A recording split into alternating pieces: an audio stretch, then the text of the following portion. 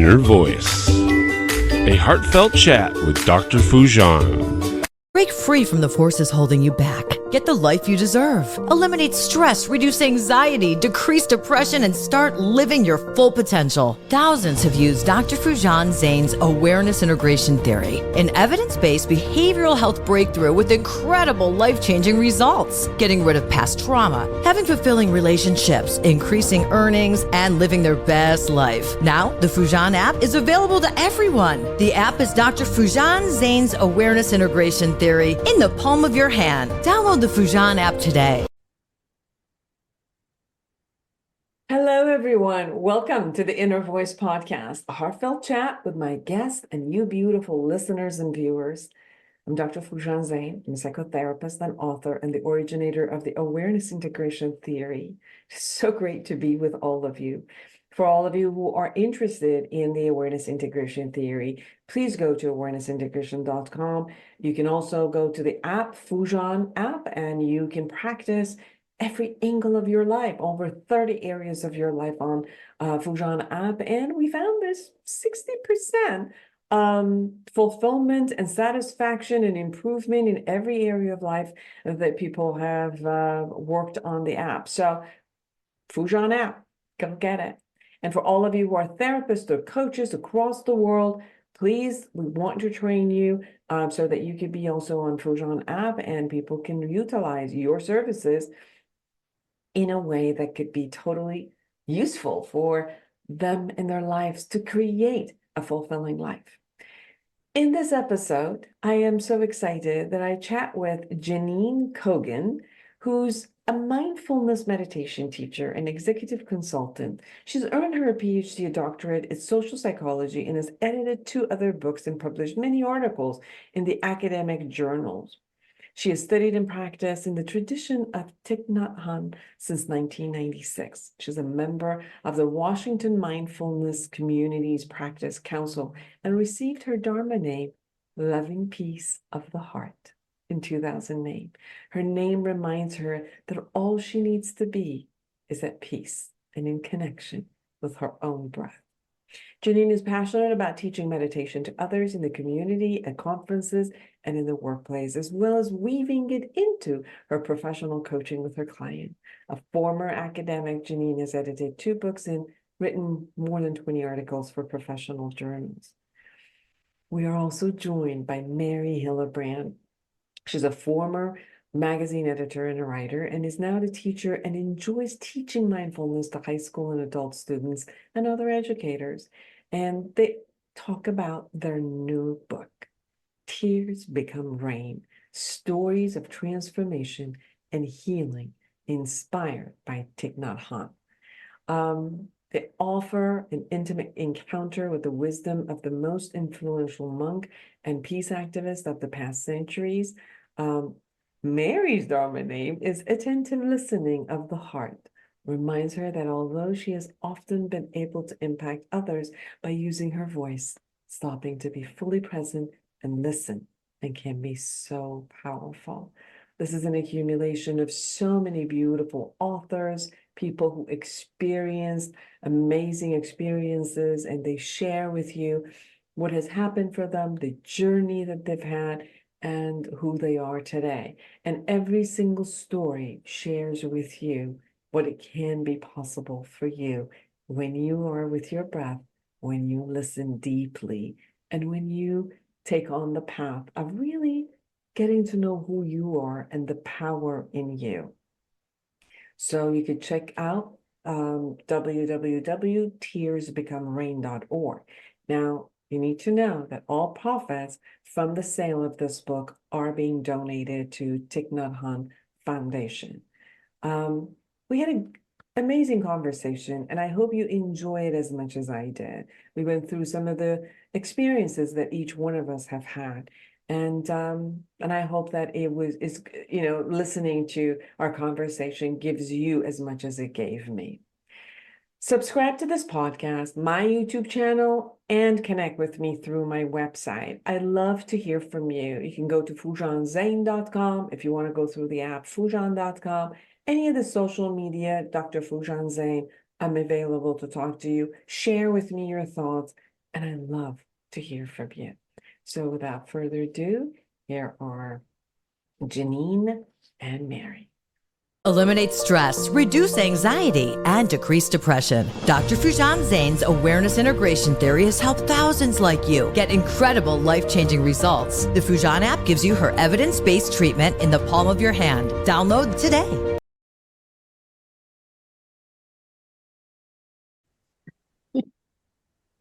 Well, it is so nice to have the two of you with me, Jeanine Cogan and Mary Hillebrand. It is a beautiful time to share with you to share you with my audience, the people who are watching us, who are listening to us.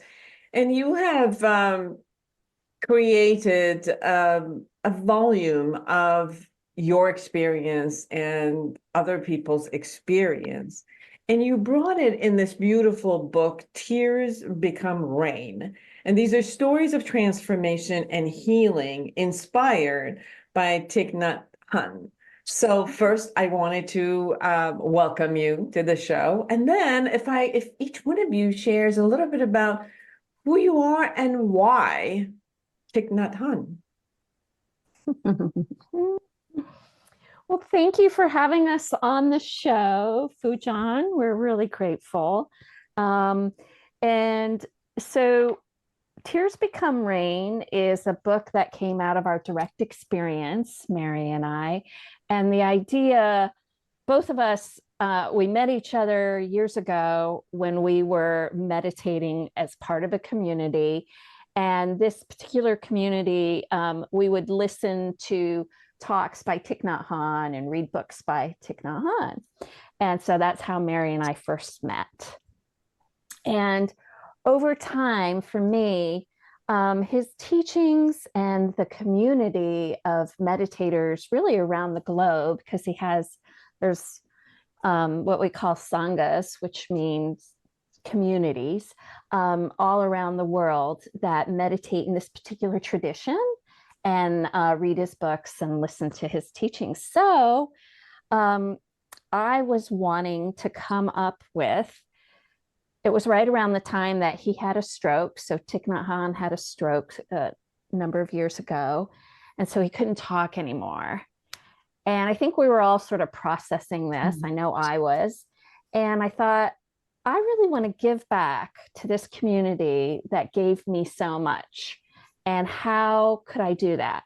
And I'm someone who really loves the power of stories and storytelling. My dad was an Irish roots guy who would tell stories. That was his way of sharing and how you got to know him. And so I thought, well, what if I put together a book of all these people telling their stories of how Thich Nhat Hanh positively impacted them. And that's when I reached out to Mary, who has great editorial experience. And I'll let you take it from here if you want, Mary. Yeah, thank you so much for having us on today, Foojan. Jeanine and I had, as she said, a nice shared practice already. And so for me, joining the project, once I figured out that, that was the next step on my path, it was just such a joy. And it was not a very difficult decision, because what we realized and what we were hoping to harness in the power of the community was that we kind of spoke the same language, and yet it's not a language that excludes, that somebody else would have a difficult time understanding. But it was basically, this language of mindfulness has been spreading and expanding and being reinterpreted, especially in recent years, so much in so many different areas of our lives and people's lives. For me in particular, in my career, I've been fortunate enough to be able to work mindfulness into my teaching and my work with the patients at the job that I'm at now. And so, working on this project was such an easy choice, because it was just another way to get those stories, that commonality that we all have. We all struggle. We all want peace. We all want to be happy. the book, Jeanine's idea of this book really resonated with me for that reason, because like Jeanine was saying, she's very much into stories. And I was, a writer for a long time. As a journalist, I did a lot of storytelling, so to speak, and stories bring people together. That's one of the things that's so important to me, and that I try to do in my personal life, my professional life, is how can my presence, but also how can what I bring to the room, how can I bring people together? And in the world today, I don't know how many people are out there who are going to dispute the idea that we all need to come together a little more. So this is a book that can do that. It's beautiful. I know that for myself, I'm a therapist, so I deal with a lot of suffering consistently. Maybe sometimes I have 12 to 13 clients per day, and sit from one element to another of their suffering and their view of the world and how they view the world that might create the suffering for them.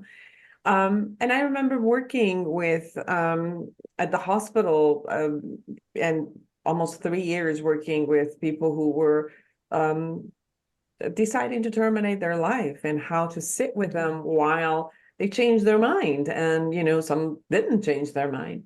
And that brought me for the first time into the world of looking beyond psychology, just to look into the brain of a human being and looking at how we thought, and went beyond to bring some peace and of mind, some other view, something that was there that brought a bigger picture to all of us.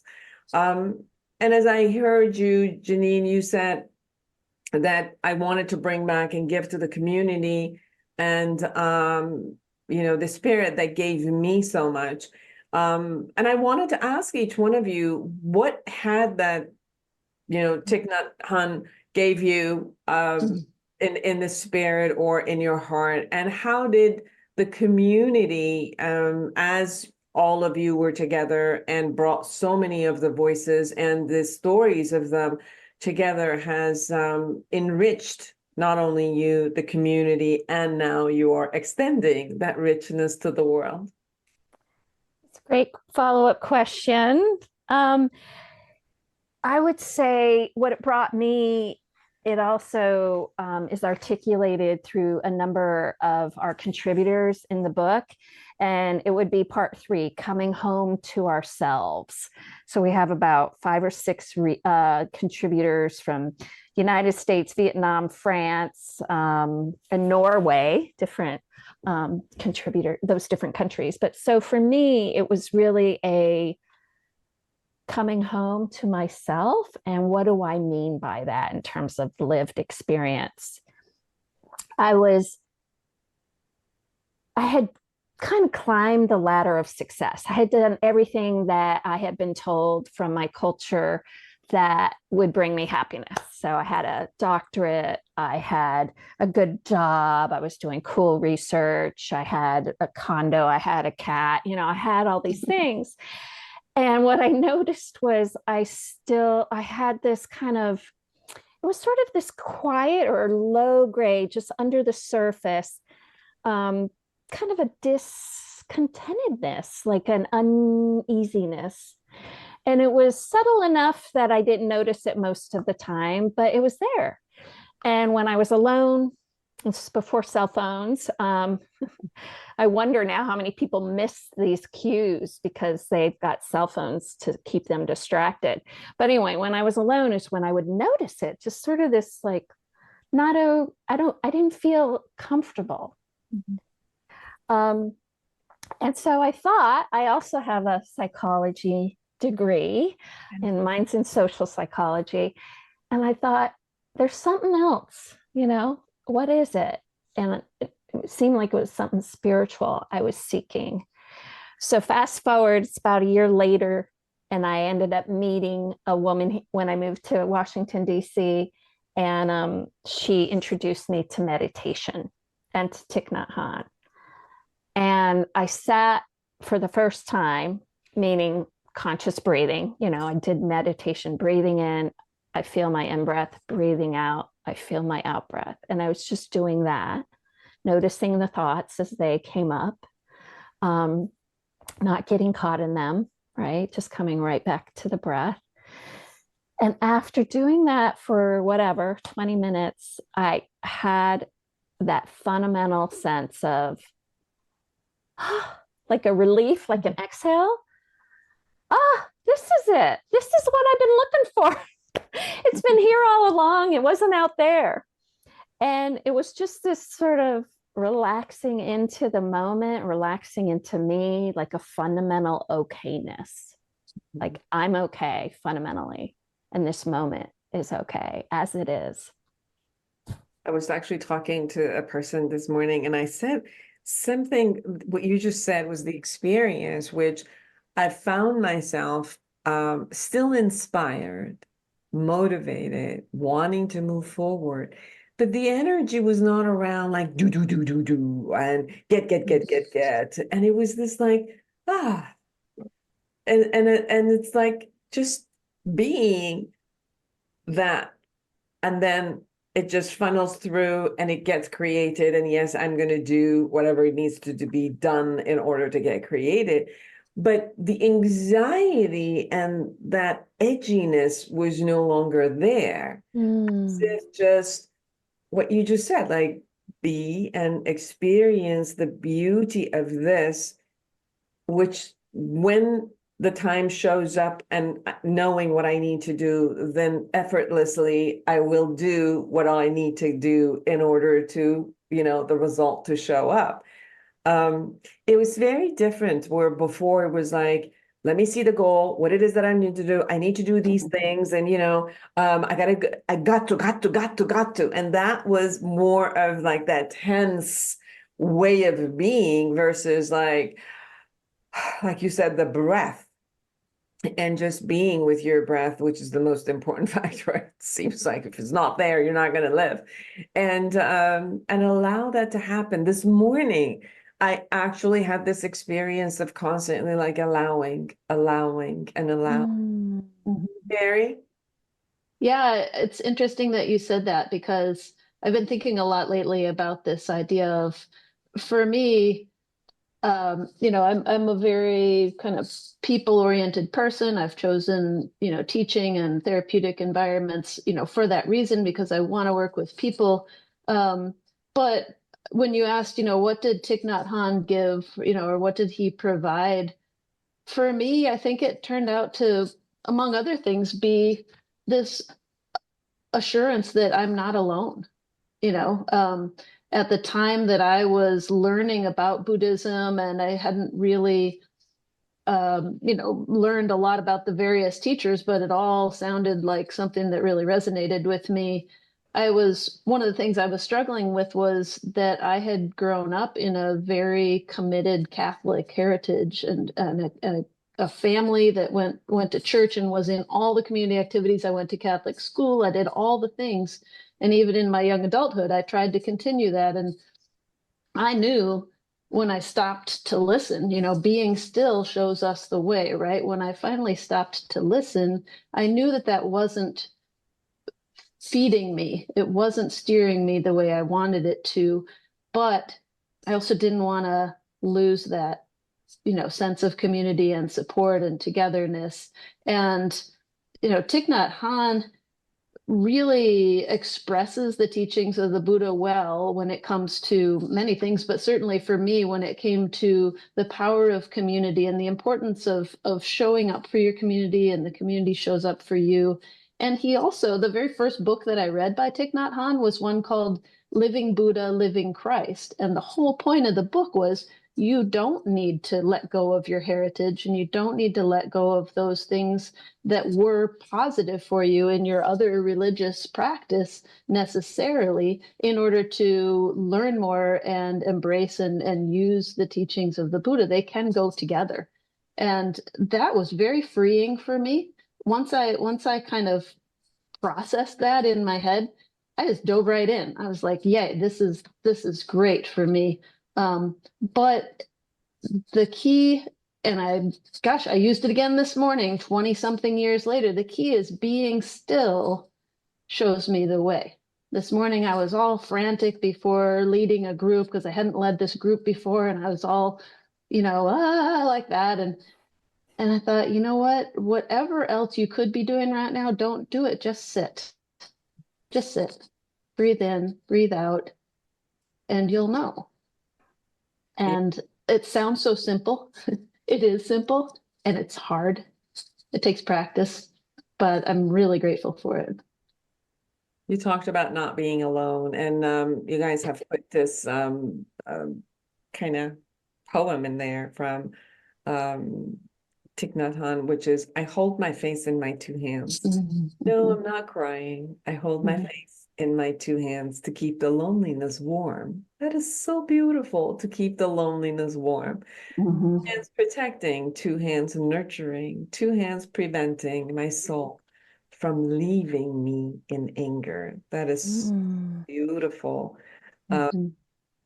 So everyone, tears become rain, stories of transformation and healing inspired by Thich Nhat Hanh and edited by Jeanine Cogan and Mary Hillebrand. So then you went to all of your community members who also have been inspired. And each one of them stated their story in a particular way. So can you guys share with us what your friends and colleagues have brought into this onto the table for this book? Vulnerability. What a gift. And we often, rightfully probably, think of vulnerability as a scary thing, a risk of, woo, don't be vulnerable, whatever, don't show yourself. These authors went to places where they had to revisit some really hard things. And that is such a beautiful gift for them to say, you know what, I learned something and I really want to give it to the world. So I would say that's one of the things that always comes to mind first for me with this book, is that these are a bunch of human beings, and not even celebrities or famous people. They're everyday people. They come from 16 different countries around the world and all walks of life. They do a lot of different things. And yet all of the stories are accessible. And I think it's because they put their honesty and their heart into sharing what they went through to help other people. And I'll build on that. I would say this book is about hope. People are writing about experiences that are universal to us as humans. So it's death, it's despair, it's fear, it's kind of losing your way, like my story showed. It's reconciliation with someone in your life that you have fallen out with. And so it's a sense of feeling worthy, right? One woman writes about experiencing brutal racism. So we have a whole range of topics. And what the authors do is they take us kind of on the hero's journey, when they were potentially in their most vulnerable time, like Mary is pulling out, and then how they got through it. And now they're on the other side. And so that's ultimately inspirational. Yes. So one of the things that I'm sensing is there's a before and after kind of solid difference of experience. And in the middle, although each person takes their own path in the middle, but one thing that has been clear is that sitting, being connected to your breath, as Jeanine experiences, listening deeply, as Mary experiences, and somehow that middle part, the connection has been the meditation, and the meditation through the Thich Nhat Hanh's experience, or sharings, or the beauty of how he brings all that shows up for him and shares it with the world.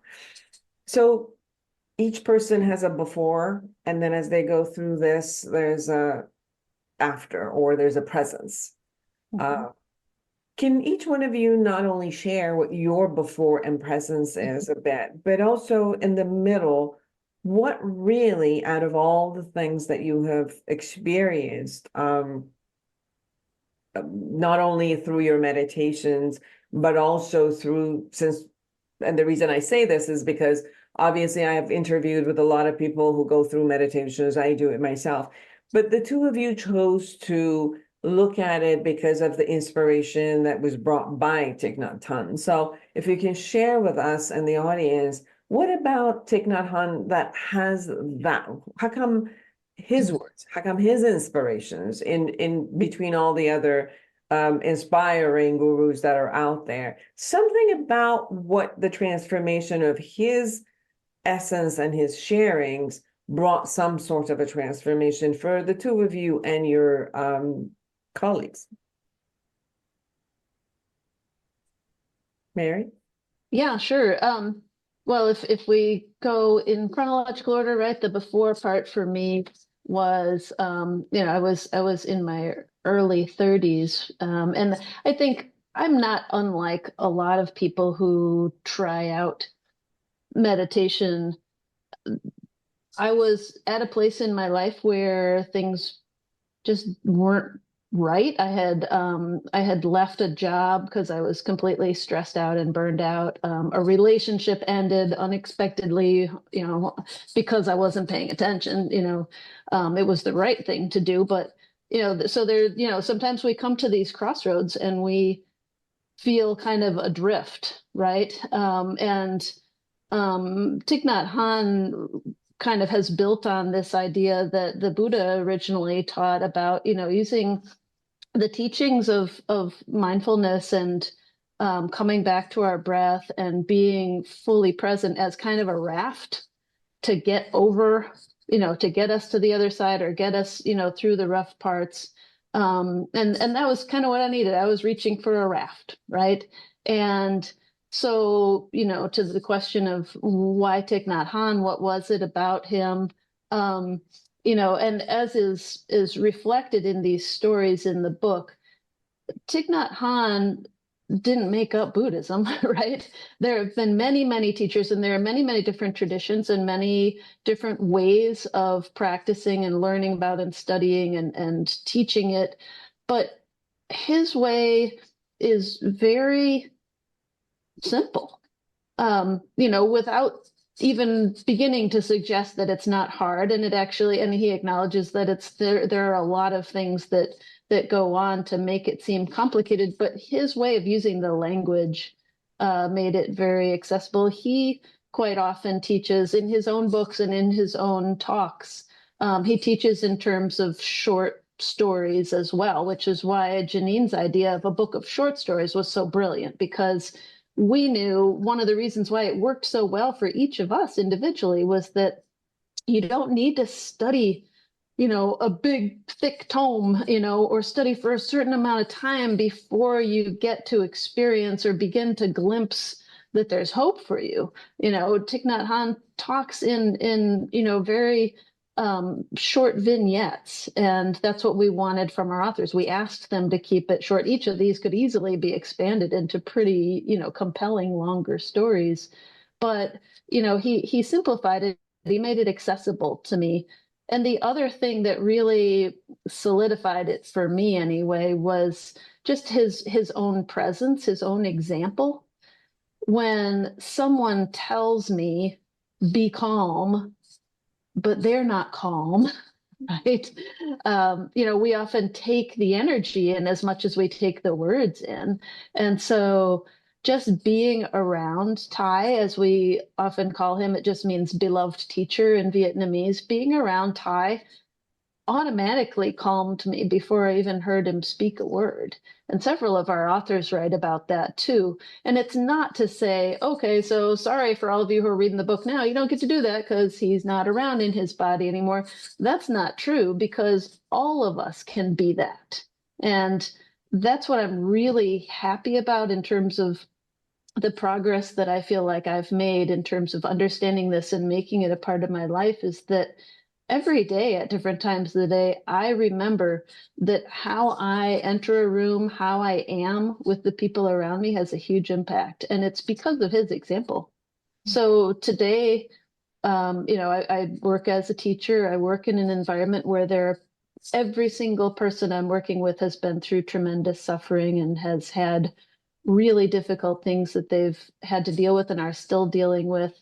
And I get to be Ty, I get to show up as him.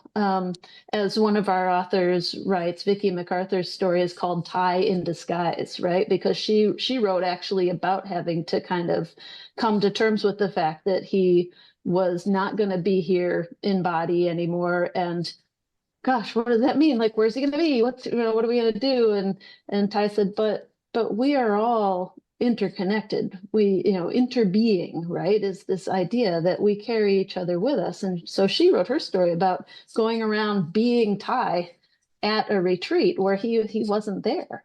And I think about that a lot, that I can be Ty where I am now.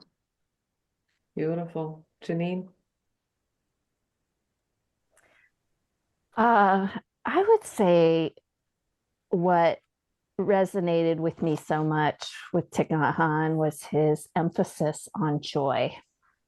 So I found these teachings in my early 30s as well, and I needed that seed in me to be watered, the seed of joy. And he talks about how when you water your seeds of joy, two wonderful things happen. One is you feel joy, right? And who doesn't want more of that in their lives? We all could use that. But secondly, the more I water my seeds of joy, it's like making a fertile ground for me to be able to hold the suffering. And I think at the time, I couldn't go to sort of the harder places in myself yet. My, experiences that probably bring people to therapists like you, right? Because I couldn't go there yet, right?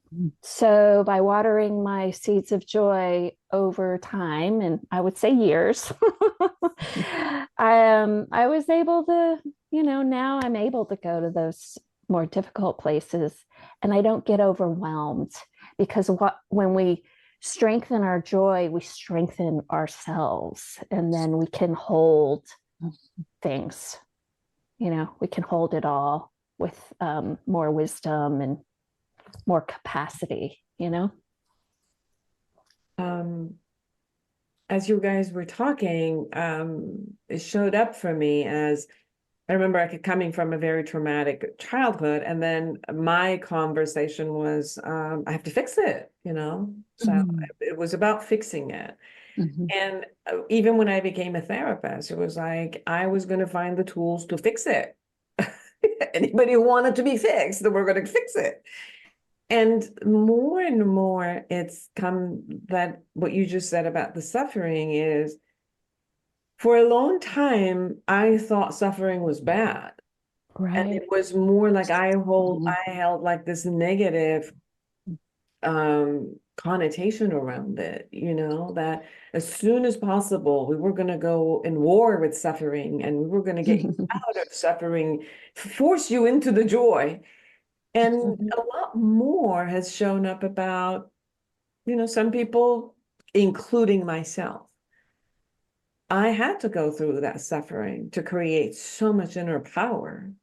And suffering is suffering, and it is what it is. And like you said about how to hold it and honor it, and it has changed a lot for me to have a different view of suffering, to be able to honor it, and from, like you said, from the joy, from the comfort, from the deep listening that Mary shared. And it's interesting that when we are honoring it, whether it's my own or now my clients or other people who are around me,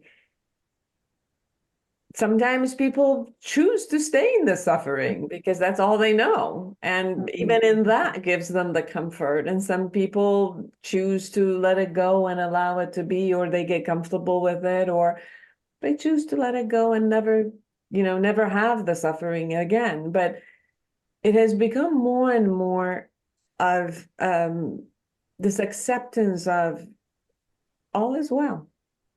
And I think there's sort of a third aspect to that too, which is some people aren't necessarily choosing it, but their habit energy is so strong. And it's built up over many years and many messages that we get from the society we live in that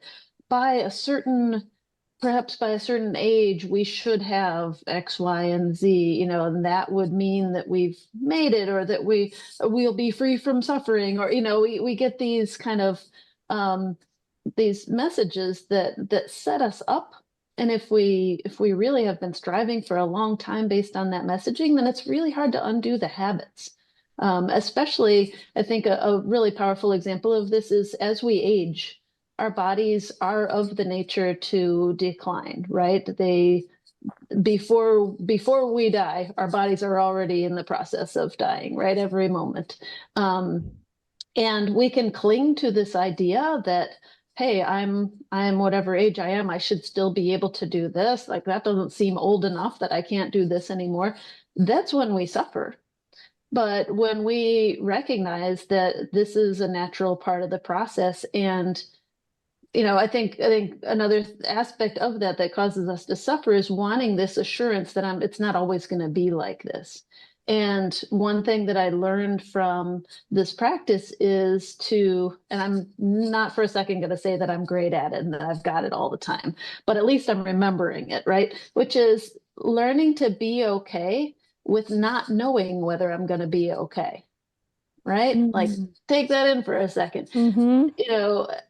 Being okay with not knowing, then the suffering can subside a little bit, right? Like, and being okay with not knowing comes down to being in the present moment, right? What I do know is right here and right now.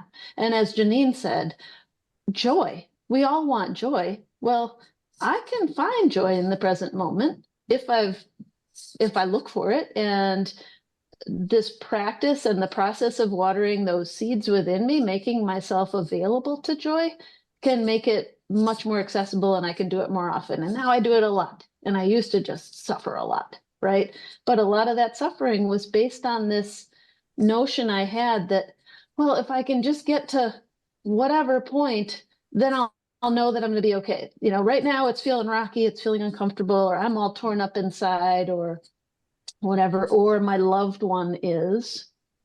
But if we can get to this point, then it'll be okay and I can relax. Well, I don't know that my loved ones are going to be okay either.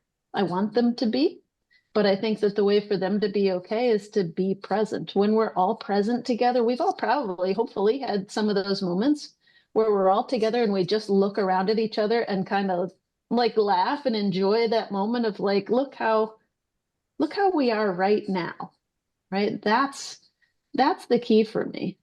Beautiful. Jeanine?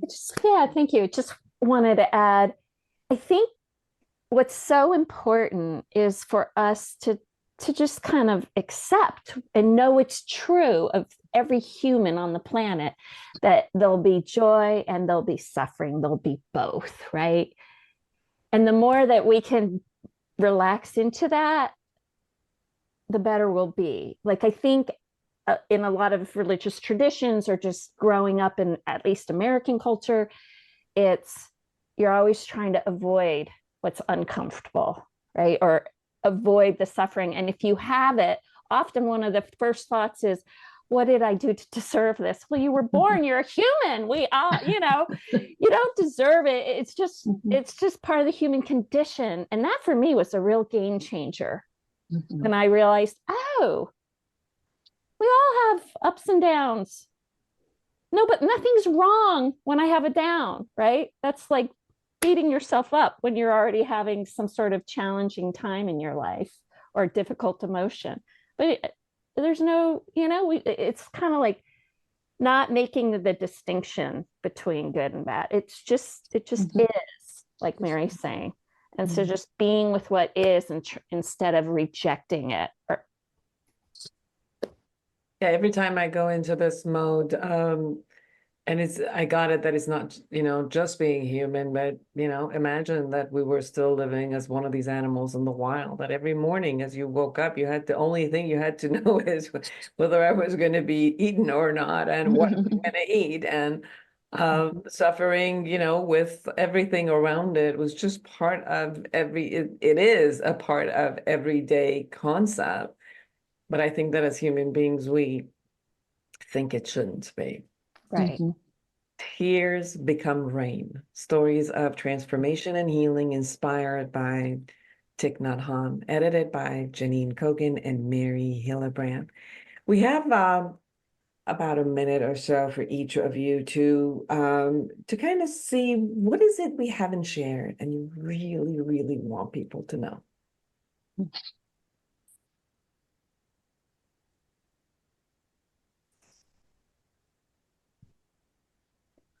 If I could just jump in, I got a text from somebody this morning that said, Mary. I think she froze. No, I'm so anticipating. Yeah, I and lost gone. it. I guess Part you're going to two. share with us. Oh, there she is. Oh, there she is. "Oh, I don't know what happened. My Zoom just like stopped and then it Well, reconnected. we're all Sorry waiting to about hear that. what your I know. text We're on said. pins and needles. Yeah. So, well, the text was from someone who has the book. I gave the book to them, and they said, "I'm still working my way through your book, and it's it's a lot to take in, and it's going pretty slowly." It sounded like sort of, of course, I'm reading the tone in a text, so who knows, but it sort of sounded like with consternation, and it said, I don't know how people can just keep going in this book and keep, and take it all in because it's so much. And I thought to myself, well, it's short stories. That's the whole reason why, is because if somebody asked me how to read this book, if they're not sure themselves, lots of people approach books the way they do, right? But if they asked me how to read this book, I would say, open it up, maybe look at the table of contents if you want to see the different themes. Maybe one of those themes will resonate with how you're feeling in that moment, right? Because hopefully you've stopped and you've looked for a second at yourself, like, okay, here I am, and I want to read this book, so look in there, read one story and put it down. I don't see it as a like cover to cover experience. There are some books where I just cannot. I have to start at the beginning and I got to keep going because it's that kind of a great story, whatever. No, the whole point of this is it's like little in the practice of Buddhism, there's this word dharma, which just means, learning about the practice, learning about the teachings of the Buddha. These are each little dharma talks, and they're capsules by themselves. And what I love about this book, Jeanine's heard me say this a million times now, but every single day, something will happen in my day that reminds me of one of those stories, one of the things that I learned in this story. I've read the book 50 times now, probably, and I will still go back and read the stories because at different times in our lives, every moment is new. So at different times in our lives, something in there that we read before that had one impact will have another impact. And that's what I love about the book, and what I love about it as a gift to people, is that it's a resource that will live on for a long time in that way. Thank you, Jeanine. I would say what I want your readers or your listeners to hear is that when you can get through a difficult experience in your life well, it gives you confidence. And that's what this book is all about. Beautiful. Thank you so much. Thank you for taking the time to be with me and everyone who's listening or viewing us. And the book is available, right? And in Amazon and everywhere else that people want to get the book from. And thank you. Thank you for being with us. Thank you. Thank you very much for having us. It was really nice. And for all of you who are out there, create an amazing life for yourself, everyone around you. And until next week, bye-bye. Eliminate stress, reduce anxiety, and decrease depression. Dr. Foojan Zeine's awareness integration theory has helped thousands like you get incredible life-changing results. The Foojan app gives you her evidence-based treatment in the palm of your hand. Download today.